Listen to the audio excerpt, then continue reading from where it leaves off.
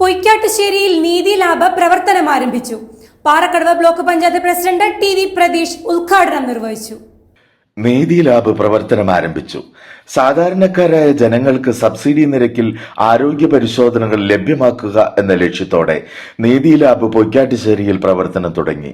Chapel ജംഗ്ഷനിലുള്ള KTA ആർക്കേഡിൽ പ്രവർത്തനം ആരംഭിച്ച നീതി lab Parakkadavu block panchayat president TV. Pratheesh ഉദ്ഘാടനം ചെയ്തു.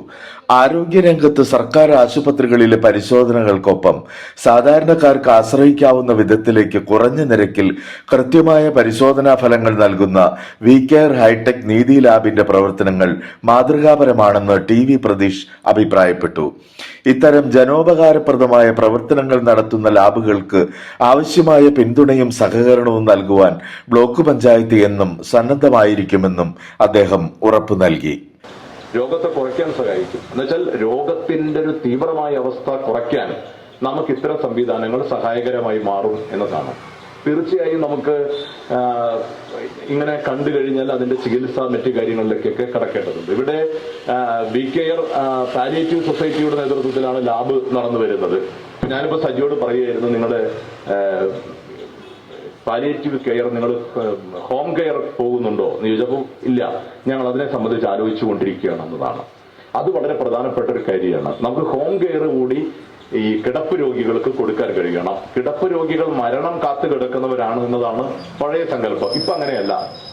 ഇപ്പൊ നമുക്ക് ഈ പാലിയേറ്റീവ് പരിചരണം എന്നുള്ളത് ഒരു ഇന്റർ ഡിസിപ്ലിനറി ഒരു അതായത് എല്ലാ വിഭാഗങ്ങളും ചേർന്ന ഒരു ചികിത്സാ രീതിയാണത്. അപ്പൊ അതുകൊണ്ട് അവർക്ക് ഈ ഹോം കെയർ വളരെ പ്രധാനപ്പെട്ട കാര്യമാണ്. VCare palliative society president CP Tharian അധ്യക്ഷനായിരുന്നു.